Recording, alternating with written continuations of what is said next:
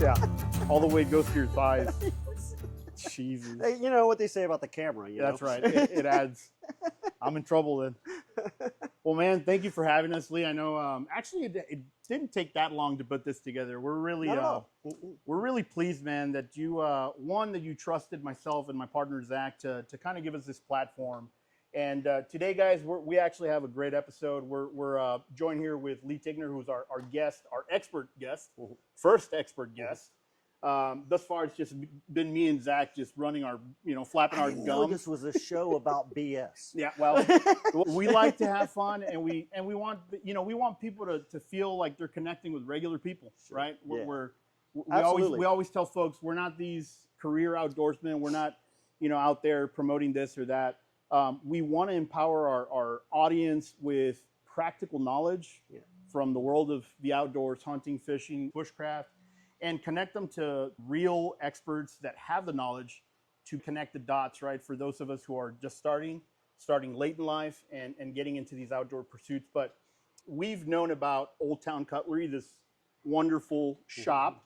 I call it a knife shop. Yep. It probably deserves, it's a cutlery shop because you do have all kinds. You guys carry everything. I mean, when I say everything, it's kitchen, outdoors.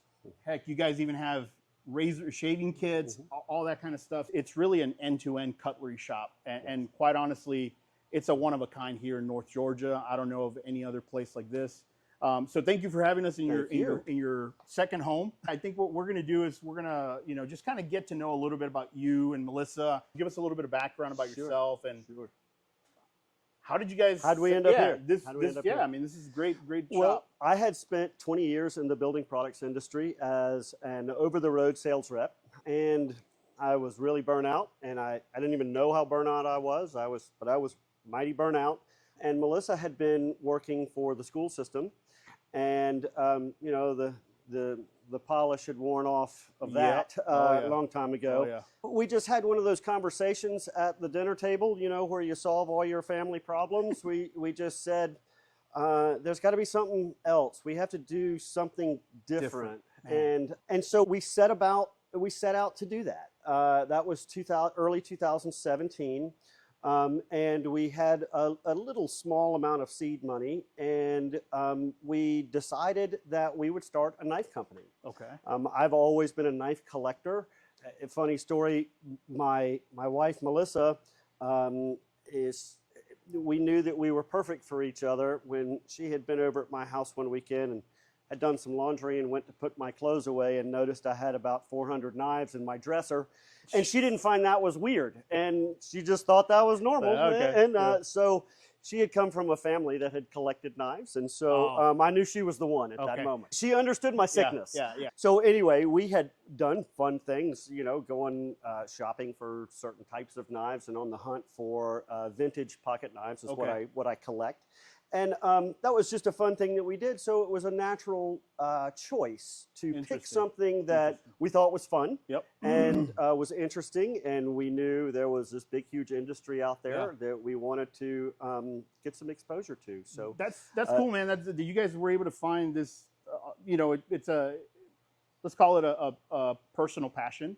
Yes. But it ultimately became this obviously viable business, right? 100%. We took very much a best practices approach whereby we looked at what various different companies did and what did they do well and what did they not do well. Right. And we tried to gain an understanding of, because it is a unique business. There are other knife shops, plenty of them, but there's not one on every street corner like a Starbucks. Right. So the ones that existed, as I said, I had been a knife collector, so they were my vendors, and I was I was their customer already. You were already so I already knew a lot of these people by name.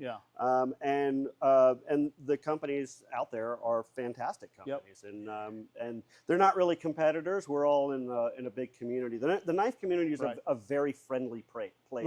That's one thing, man. That I when we were kind of doing a little bit of homework on your background, it's like I really connected with how you described. You're not out here to take anybody's bread, right? It's a big enough industry and the partnerships to be able to support each other and kind of and build that cohesion. Absolutely, and it's in our mission statement. What our objective is to grow the market, right, to create more knife enthusiasts, yep. to educate those who want to be educated on what makes a quality knife and a quality brand, and the steels and the edge geometry and all the things that go along with trying to find the right knife for the right application. That's what we get to do here. Yeah, and you guys do it well. We discovered your shop by happenstance. We came and smoked some cigars. Megan's the one that kind of was like, wait, is that a knife shop? And she's a little bit of a closet knife nut, but yes, we came in, man, and we're like, what the heck is this, right? Yeah, great. But we love that reaction. We love the reaction that people have seen something far better than what they expected. Absolutely. Yeah. But beyond that, Lee, I'll tell you this because I've visited your shop many times. And what the common theme over and over is the level of customer service. So yes, this shop aesthetically is outstanding, but once you start talking about here's what I have, here's my problem, or here's what I need done, your guys, even before we met, you guys operated in the same way, right? Well, and that was an objective that we set out for in the very beginning. First off, Melissa and I did not want a guy store. We did not want a place that's just for dudes. That's, absolutely. I mean, I know shops that are, dusty and dark, and we knew that we wanted a welcoming environment where anybody that was, could be a little old grandmother buying a knife for her Cub Scout grandson. We want everybody to feel comfortable in the store. And so we focus very hard on training our employees to make sure that they're able to deliver that. And to your point, consultative selling is absolutely paramount. And what I mean by that is we want to be the equivalent of finding the right prescription for you, right? And we want to make sure that we are advising somebody on the best thing to do based on the circumstances that they have. And you can't do that with only marginal or non-existent product knowledge. Agreed. So we spend a lot of time on that, and when that's recognized, it means a lot because we do try hard. No, and it's important, right? Because ultimately it's a feedback loop. And I remember one of the first time actually, for me, one of the services you offer is the knife sharpening, right? That was kind of my entry to this place. I have about 8 different knives that, every year after deer season, it's like I got to bring them and get them. And I remember the first time I brought them into you guys, I got them back same day, by the way, which, that was just, I don't know if that was just kind of a part of it but I got them same day. That was one of the things that I liked. And then 2, one of the guys that helped me, he's like, hey, it may have been you actually, like, hey, we got them sharpened. Just know that next year you're probably going to have to do X, Y, Z. So that consultative piece of it okay, right? You're not just trying to sell me something right now. You're educating me on that current state of the blade and what I might have to consider next year. So that to me is the value that kind of carries forward, right? So cool, man. I look at something like this. For me, I always think, oh, naturally, this guy's a hunter. This guy's a this or that, and that's probably not a good way, but I see also, some wood carving. We've been in retail, man. My wife and I worked retail for 10 years. So we know that sometimes life outside of retail can be limiting. That's well stated. What else do you guys get into, man? I know that, this could be a world in its own, but. Sure. Well, it is a great question. Obviously, Olde Town Cutlery is our passion. Right. So this is what we pour our energies into. Certainly, when you own your own business, and it's a business that's not pumping septic tanks. No offense to anybody that owns a septic tank pumping business, but this is fun, and so it is something that doesn't really feel like work. So let me preface the statement by saying that helps.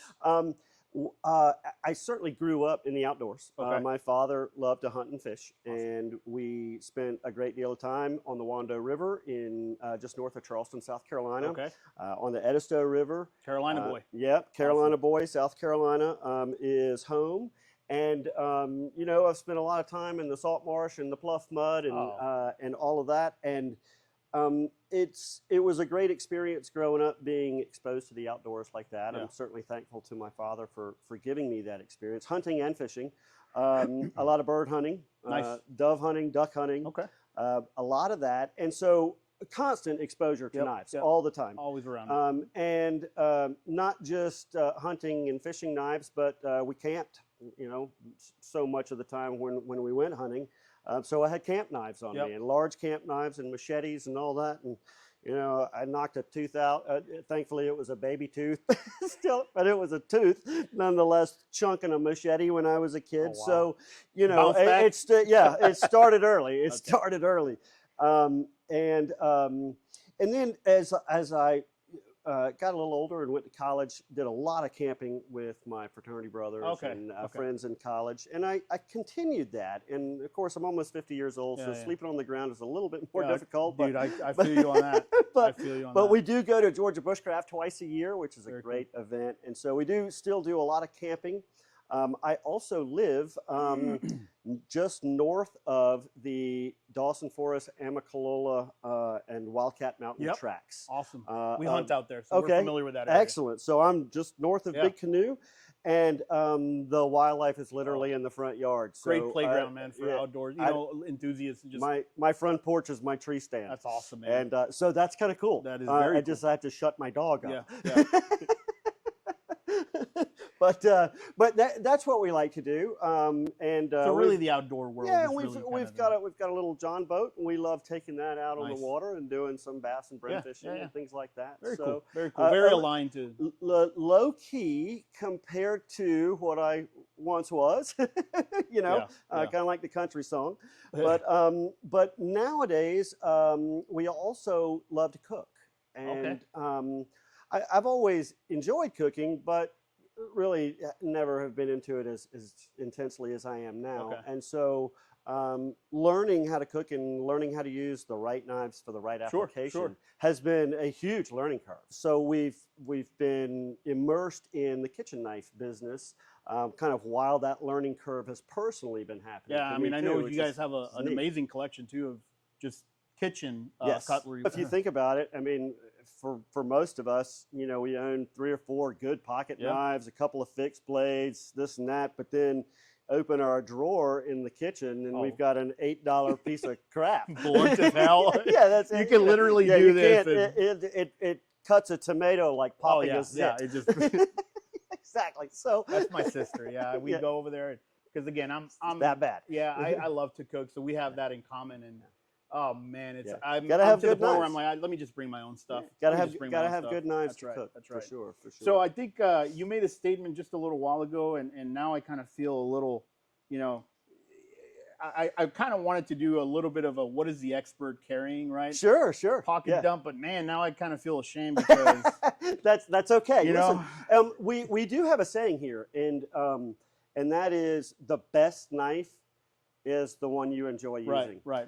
And that's a really important statement, because if a knife is not one that you feel comfortable wielding, then it's not the right knife. It is categorically not the right knife. If you feel awkward using it, if the handle shape or the edge geometry, you know, where the tip is located, whatever you're trying to do, if it's awkward, then let's find something better. I never thought about it until you just said that, but I use knives to the point where there's almost this innate sense of safety when something just doesn't feel right. Yes. And you're like, nope, let me not use that. So which is why you have what you have. Yeah. So so we'll, for the purposes of this video, we're not going to ridicule you because this is going out in public. But off video, we will take your picture, put it on the wall, and, like and ridicule and humiliate you, you know, forever. The wall of shame. The wall of shame. What's that? What's that movie? Crocodile Dundee, right? Yeah. You call that a knife? Yes. In all seriousness, not picking on you. No, for these. Listen, so what you have in your pocket dump. And again, this is what I started carrying 2 years ago. I went through the Gerber, the this and that, but ultimately I found these, and I really started using these for field dressing. Sure. And then I just said, you know what, screw it. This is going to be my all-around And the reason carry. why you like this is because you always have a sharp blade. That's right. Because when it gets dull, Yep. you just pull that thing up, Yep. throw away the Yep. crummy blade, and put the new one in, and But here's the flip side to it, man. There's also an icky factor. An icky factor meaning, sure, it's a dull blade, but I got to throw this in the trash somewhere. And to me, there's this kind of like lingering thought of like, it's going to go somewhere. It's unsafe. And maybe I'm not disposing of them right, and you can see. And that's what I was also going to say. You know, if these are knives you cut meat with, this one at this point it's but you get the idea. Oh yeah, absolutely. You know, if you field dressed an animal with that, you know, you'd have to be very careful that all of that. Yeah, and it's a whole procedure, right? Let's say I field dress, I'm replacing, and then dishwasher. That's the other kind of thing that But ultimately, man, like I feel that, yeah, these are great knives for a specific utility, but I just don't feel like this should be my everyday carry or an all-purpose. So they have some limitations. Sure. So first off, let's address what they do well, and that is they do well in the premise that they provide you with a sharp edge when you need one. Yep. And so on demand. Period. On demand. So and there's an extra pack of them in the center console. That's and right. Sometimes when you can find them. Sometimes. So the point is, I would say for that reason, the knife is fine. Yeah. There's nothing wrong with it. But here are the limitations. The first limitation is the type of steel that they would make these razor blades out of. It is an inexpensive steel that is not going to have great edge retention. It's going to get dull fairly quickly. Right. And so that's not for any reason other than just economics of using a less expensive steel. So you're going to have the limitation of the steel performance is only as good as how often you replace that blade, right? Exactly. Now the second thing is the stoutness and the rigidity of the blade. Yes. It may be fine. A knife that is this thin with this amount of edge geometry may be absolutely fine for some applications, but on others it would be abysmal. Yeah, and I've run into that where I'm like, all right, I got to switch out to something else. Especially, and we all say don't use your knife as a pry bar, but listen, I open paint cans with my knives, so I'll take a $700 knife and open a paint can with it. I can't do that with this because, whole mechanism. Because I'm in too much of a hurry to go find the paint can opener. That's right. So so that's just what I do. And obviously, if you did that with something that's that narrow, so we all use our knives as a pry bar occasionally, even if it's just something as simple as just giving something just a little tweak, just a little twist, just to kind of shimmy it up under there, sort of thing. And then when you step up to the needs that you would have, say, around a campsite, making some firewood out of a tree limb, right? Making feather sticks and riving pieces. You're really going to need something with much better edge geometry than that. And so the limitations are simply that it needs to be the right application for that knife. And you found that application. You definitely do. And absolutely. And the other component is you don't have to know how to sharpen to upkeep and maintain this. And knife. that's honestly the reason, because I really got tired, man, of and my wife can attest to this. I bought stones, I bought this, I bought that, but it always felt like my knives ended up duller than when they first started. So I was like, you know what, I'm done. The sharpening program is a program in and of itself. Yep. We teach that though here at Olde Town Cutlery. We teach sharpening Yep. and how to do it by hand, old school like Grandpa used to do. Just know this. That a lot of times the mistake that people are making is they are trying to learn how to sharpen on one of these ultra premium steels like you would find in a Spyderco or a Benchmade or one of these modern knives that uses S35VN or M390. Any one of these ultra premium steels are going to be very abrasion resistant. Interesting. Designed to be abrasion resistant and to fight you when you try to sharpen it. Okay. So I did not know that. I give the example of if you were trying to learn how to play baseball and you put a professional pitcher on the mound and he was smoking it by you. You don't have any prayer of ever learning how to hit the ball. What you need is somebody to stand 15 feet in front of the mound and toss it to you underhanded. And then when you can hit that regularly, then you know, then let's go ahead and then tell them to throw it overhand, and then tell yeah. them to back up. You know, so what you really need is to learn how to sharpen on the right type of steel. So that's as and that's good. And we'll touch on this because you're an end-to-end, but really what it means as an end-to-end shop, you also offer these other complementary services, right? Of not just sharpening stuff for you, but also learning classes, etc. So we'll dive into that in a little bit. Yes, but you want to know. You want to know what I have? Yeah, I'm curious. I'm curious because we've seen your pocket. Yes, and now I want to kind of get the expert. What does he carry? You know, if he had, you know, to show and kind of demonstrate all the things he has in his pocket, or maybe one or two. First things first. When we design knives here, that is not a short process. That is a very lengthy process. Okay. We will design a product. We will make prototypes of that product. We will carry that prototype. We will put that prototype through its paces. And that might take months and months. And we'll make modifications based on that. Right. A number of people will usually do it. So I have a knife on me that has just finished and completed that prototype phase. Look at that. So this is our kilo pattern. It's called a kilo. Because it weighs a kilo? Not because it weighs a kilo, and not because it's inspired by any Sinaloa cartel or anything like that. It is a half bolo, half Kephart. Okay, explain that to me, please. So a Kephart is a classic camp knife. A bolo is a forward heavy machete that has a large bulge in the front.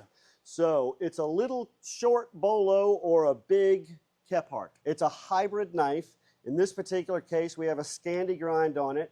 I do have a top swedge on it. This is a bushcrafting style knife. Okay.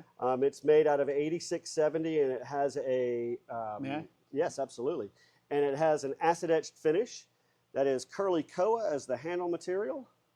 And it has a gorgeous knife. This is a prototype at the moment, or is this that was production knife? That was the third prototype of that pattern. Yes, right. Yes. What from an iteration perspective, is it grip? Is it weight? What kind of all of the above? Okay. Yes. Just hey, we're using it. We're putting it through its paces. This is what we need to tweak. It doesn't feel right here, or it's not performing. Exactly. Okay. Exactly. And today, this is one of the ones you carry, obviously, as a this is a completed prototype. That's beautiful, man. So I do carry that. Okay. All right. So the next thing I carry is, you had asked. I had offered you something out of the refrigerator earlier, and I said, "Would you like a purple drink?" This is the the purple drink. Okay. So the purple drink is cool because we're going to put it in a little back pocket sheath like this. Oh, that's rad, which is kind of neat. Like your wallet. Yeah. So you can carry it like your wallet, which is kind of cool. And it is just a little small kind of utility to bushcrafting style knife. It's got a little top swedge on it. A top swedge can help you do a couple of things in that. With that geometry, it helps you cut open boxes and make turns in boxes. Oh yeah, man, that's pretty neat. So if you're turning in a cut, a top swedge makes it perform Feels a lot really better. Nice on the hand. It's very cool. Very compact. Yeah. See, I come in here and I look at this, I'm like, when would I ever need this? Right? I mean, as a regular consumer. Carry it every day. Yep. You'll use it all the time. Oh, wrong. Then, let's see. This is a custom, another piece of curly koa, and what's neat about this is I made the handle, and a shop in Finland made the blade. So we buy this blade, and so this is really to us what we would call a mid-tech knife, meaning we are buying the blade and putting our own handle on it, but it is a hand-forged blade, so it's a handmade knife. So to me, right, a regular consumer, this looks like a really sharp butter knife. It is a Scandinavian skinning knife. Interesting. Scandinavian skinning knife. Yes, and it is wicked sharp. Look at that, man. That's crazy how you've got this very, what would you say, rounded or beveled? Softened spine, yep. Beautiful knife. And then, of course, I'm a traditional pocket knife guy, so I've got in my pocket a Great Eastern Cutlery, traditional pocket knife. So not a case. Not a case. We are a big case dealer. Yeah, We're also a big Great Eastern Cutlery dealer.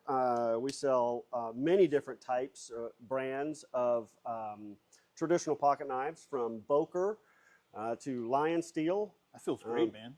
That first. Oh man, they know how to build them. Wow. They know how to build them. Yep. So this is your go-to. You leave the house. This is the one that you're always gonna. I always carry a traditional pocket knife. Yep. Always carry a traditional pocket knife. I don't even know how to close that. Yeah. You just push it forward. That's interesting, man. What does that have? That kind of first. It's called a half second? stop.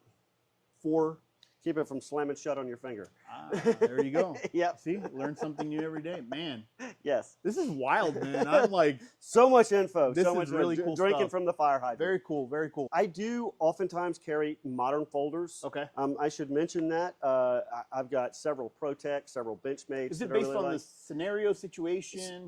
But here's what I find. This is what I find. I mean, I come into a store where I am unpackaging boxes all day long that are coming in from vendors, so I'm cutting into heavy cardboard all day long. I'm also in a knife making shop, and I'm using my knife anything from scraping glue off of something. Right, almost more of a utility. Yeah, absolutely. So all around utility. So I'm hard on a knife, for one, and two, I find that a fixed blade knife is so much more convenient. It's so much more convenient because it doesn't need to be opened. If it's fitted to your sheath properly, and you can deploy it and be a part of your body. Yes. Okay. And when a fixed blade kind of becomes that, you become really attached to it. And so when I don't have a fixed blade on me, I feel naked. But you know, I mean, the folder, it's I take it or leave it. Yeah. Okay. Man, that's interesting. That's interesting. Now, granted, I work here. I own the place, so I get to wear a knife every day. If you were a school teacher, you might not be able to do that. Or worked in a courthouse or something like that, or an office building. But in those sorts of cases, we do have things that we recommend that people carry. Small things or things that are non-threatening as well. More discreet, more sure. Absolutely. So, I mean, obviously, if you're in an office setting and you pull this out, people are going to think that you're a serial killer. Man? You're cutting your apple in the office. What guys? But to that point. You pull that out, and nobody. Yeah, you can literally hide it within the profile of your, do whatever. But even if people see it, they don't find that to be a threat. Correct. Yeah, unless you're on a plane, but that's a different topic. Exactly. So here's what I would love to do, man, because like I said, this is just we're not even scratching the surface. Before we get into the more technical deep dive of how to select a knife, maybe let's do a shop tour so people can see, our viewers can kind of see what to expect when they come in here. Right. And look at all the cool stuff, man. Let's have to offer. All right, guys. So let's take the tour, man. Let's show the people what they have, and First thing we like to tell people, after we greet them and say hello, we want to greet every single person that walks in the door. That's priority one. And we do get that, by the way, every absolutely. time we come in. We like to tell people that we represent about 70 brands of knives across all different product and price categories. So that means everything from traditional pocket knives to kitchen knives, modern folders, custom fixed blades, and everything in between. Of those 70 brands, about half of them are brands that most people would know. K-Bar, Kershaw, Swiss Army, things like that. All the classics. Yeah, so, that's one of the things that I did notice, right, is you do come in here, there's a wide selection, guys. I mean, a wide selection of brands. So how do you get to that point of saying, this is a representation of all the brands, why they're represented here? How do we get to that point? We do have a very specific strategy when it comes to that. And that is, we're looking for value. We're not so concerned of whether or not the knife is in the premium category or the budget-friendly category. What we're much more concerned with is it a good value for what you're paying? Gotcha. So, for example, we sell Schoen and Wusthof knives, and those are fantastic brands, and they're premium brands, much like, say, Benchmade knives is a premium brand. But by the same token, we sell Rough Rider knives, and Rough Rider is one of the best brands in the store. And we tell people, as far as value goes, it's pretty hard to beat. Yeah. The fit and finish is fantastic. The build quality is superb. Right. Quality control is excellent. Materials are good. So you guys really are doing almost like a quality check of the product in terms of, this is, like you said, value, right? But here's why. Yes. And you guys can actually articulate that to the customer. And we want to represent things in at least 3 price categories. Okay. So when we look at the market, for example, we say, okay, we want to sell traditional pocket knives, for example. We want a brand that is a great value, at least one brand that's a great value in the budget-friendly area. Okay. Right? And then we want another brand that's a good value in that kind of medium priced here, made in America sort of thing. Case fits that bill very well. So out of those 70 brands, about half of those are handmade knives and semi-custom knives. And you'll find most of that kind of in this general front part of the store. So we'll kind of start our tour right here in this case. These are Winkler knives. Daniel Winkler is a very well-known knife maker out of Boone, North Carolina. Okay. Oh, Boone. Nice. Winkler knives are really considered some of the finest semi-custom knives on the market. In his category, he's really on top of his field. I would say that Daniel Winkler is one of the few knife makers that has been able to maintain that incredible demand since the 90s. He was the one who did a lot of the pieces for the movie Last of the Mohicans. Oh, wow. And he was a younger man when he did that back in the early 90s. And that kind of propelled him into superstardom. So in this case, we have some of our own Due South knives on the top. That's our brand. Your home brand. Yeah. We make those right here. Very cool. In this case here, we have LT Wright. LT Wright is a fantastic brand for us. We do a whole lot with LT Wright, and I'm kind of light on inventory at the moment. I got some coming. Really and then we start to move a little bit more into some of the production stuff as we get back, and then there's more customs back there. We're also a K-Bar dealer. K-Bar is a fantastic classic product that everybody knows, but we sell their whole line. They have a lot of other fixed blades and other products that we sell. Condor is a product that is made in El Salvador. It's very popular in the bushcraft community because it is budget friendly and a great value. Kind of going back to that principle we said, where do you get a lot for your money? We are a platinum Benchmade dealer, so we've got a wide array of all of their products, from the Black series, kind of the more tactical stuff. We get the gold class products. It's a fun product line because they're always coming out with new stuff. Something new, super cool. So new stuff comes in, we're like, oh, I want one of those and one of those. First selection. We sell a lot of other brands. So Kershaw is a huge product line for us. They have the sister brand is ZT. Okay. So Kershaw and ZT are actually owned by the same company. Gotcha. It's actually the same company that owns Shun kitchen knives as well. Okay. I already see a few that my wife would like. So these are classics. The Leek and the Scallion. Those knives have been made for 25 years, but then they're always coming out with new patterns as well. What else you got here? Lion steel is made in Italy, and the Italians can make one heck of a knife. If you like Italian sports cars, Italian shotguns, Benelli shotguns, if you like that, then you'll like Lion steel.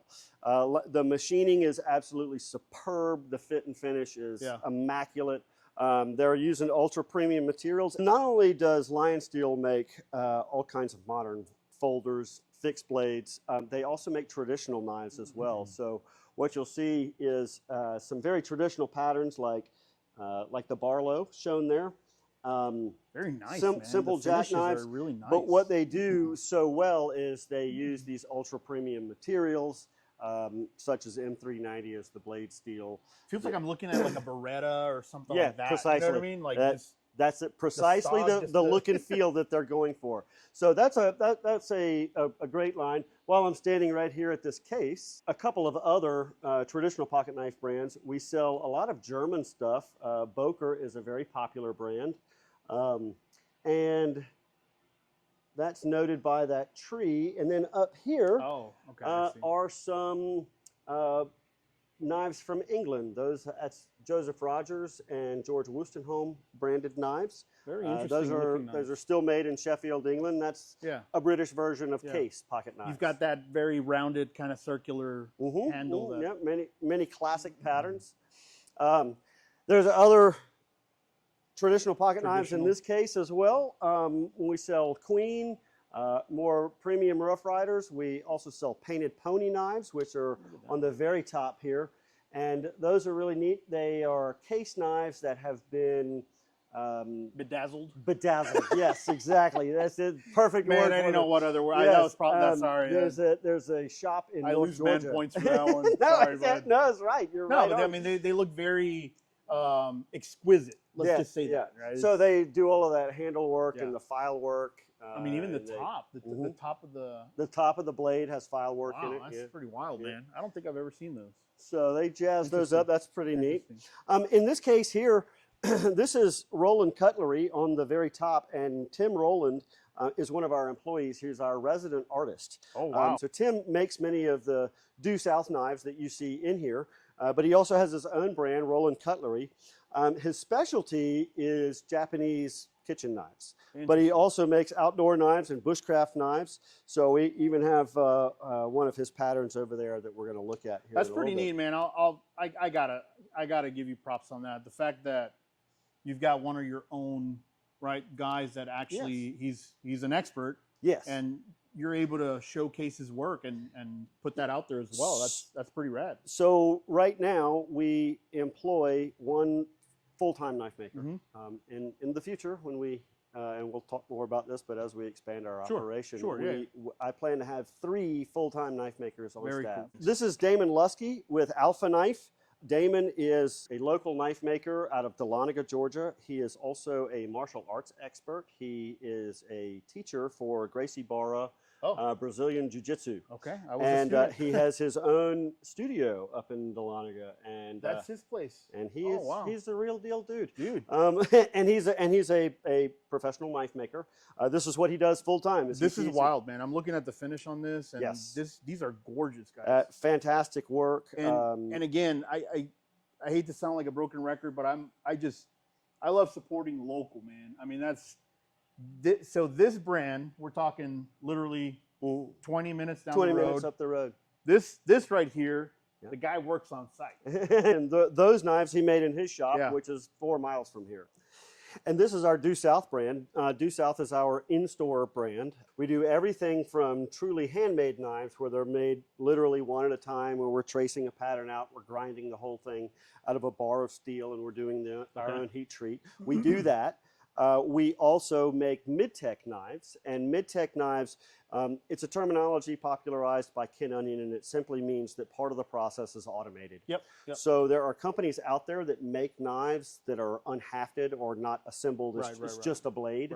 And we can go buy those from any number of different places, such as Green River Knives to Brisa knives that come from Finland, a number of different places. So that's what Due South is. And then you basically finish the handle and Correct. stylize it and kind of bring it home, so to speak. Exactly. Awesome. We put custom handles on everything. I love the detail that you guys, the Due South on the top of the... That's pretty neat. We mark every knife with our logo. Very cool. And many of the knives also have a little mosaic boot in them, which is that's our insignia. And over here, we obviously have a lot of kitchen stuff. We're a Wusthof dealer, a Shun dealer, and those 2 brands have many lines within them. So we stock a nice representation of those. We also sell Victorinox kitchen knives, Case kitchen knives. Case also makes kitchen knives? Case also makes kitchen knives. We like to make things that are a complement to many of the production brands that we carry. That makes sense. And while we're on that, we can segue into the other products that we sell. So this rack here are all of the knife blanks that we buy, including some that are on the other side that are our patterns that we are having made by a company for us. Okay. So that we can make 50 at a time, for example. Yeah. So that's a very fun part of what we do because it's our creative outlet. Absolutely. Every day. Absolutely. To complement the blades is this huge selection of handle materials. So while we're standing right here, there's all different colors of pins for the rods and tubes, and we have anything from your traditional brass pins to phenolic pins. This is all of your liner and pinstripe material here.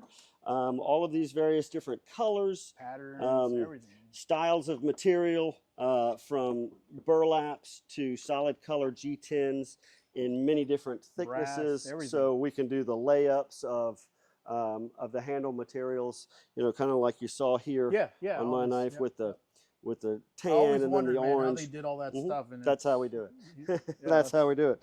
And then here's the handle material. And this is a massive amount of handle material from around the world. I have a woodworking shop as well. So all of this is processed by us in our woodworking shop out of larger material. Oh. Every scale is book matched. So every single one is going to give you a perfectly symmetrical, look at that. Perfectly symmetrical knife. Yep. So this has to also take a lot of work, Lee. It does. Yeah, we usually have one woodworking day a week. And so me and at least one, sometimes two employees will actually work at the woodworking shop all day long, turning out huge amounts. See, this is something I did not know, and now I have even deeper appreciation.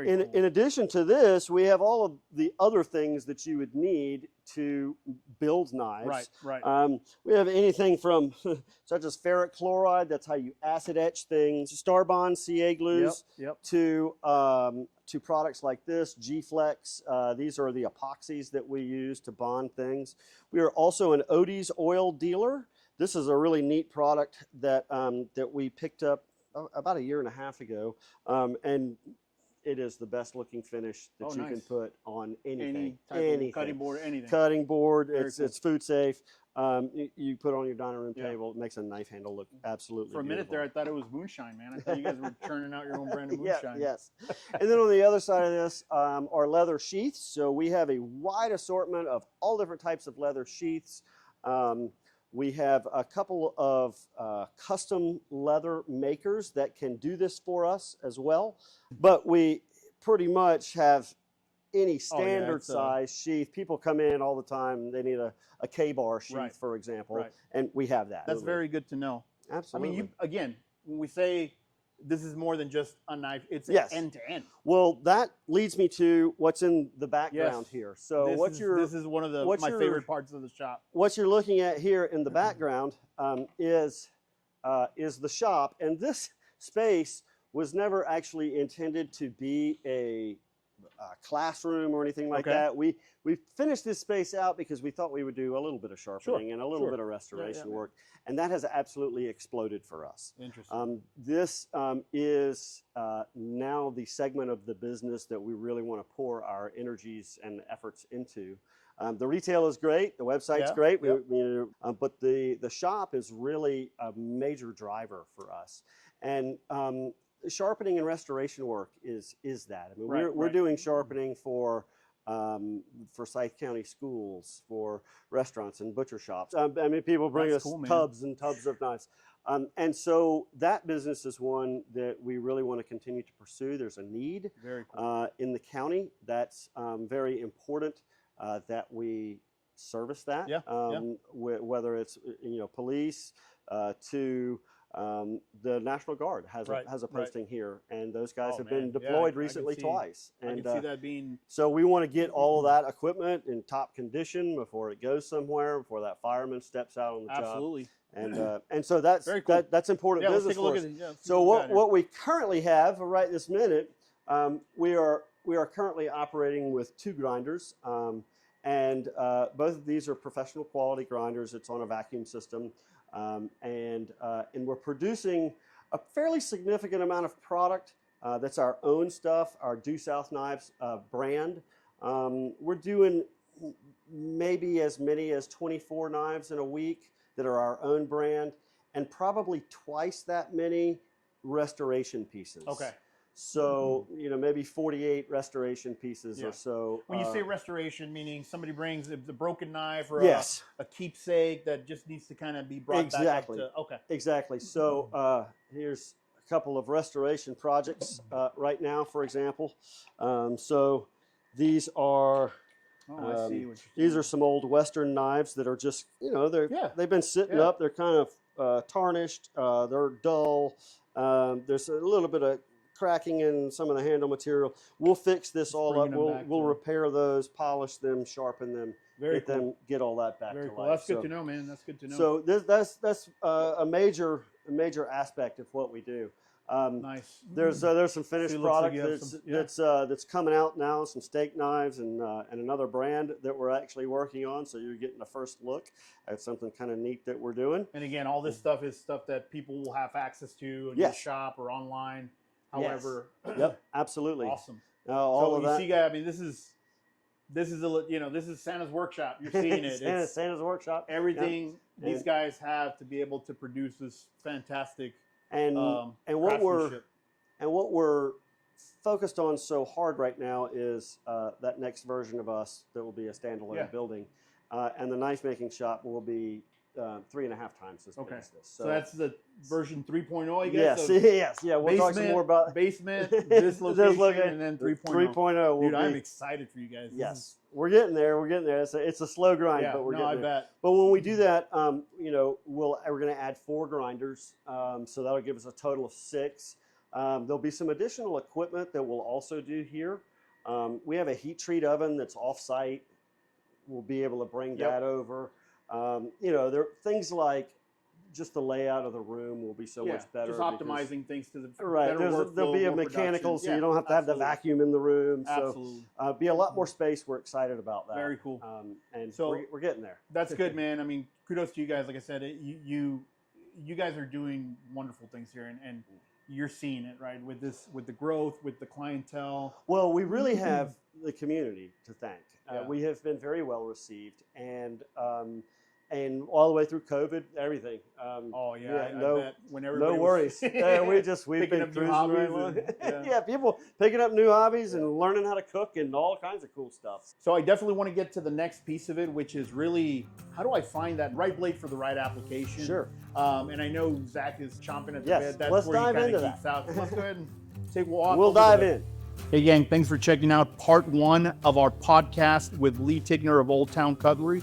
If you enjoyed the content, go ahead and share it, subscribe, and smash that like button to stay updated on part 2 coming up next, where Zach will sit with Lee and talk shop. In the meantime, go check out Lee and his crew at Olde Town Cutlery. We'll go ahead and provide the details for you in this video and on the podcast notes. Thanks a lot, guys, and watch out for part 2.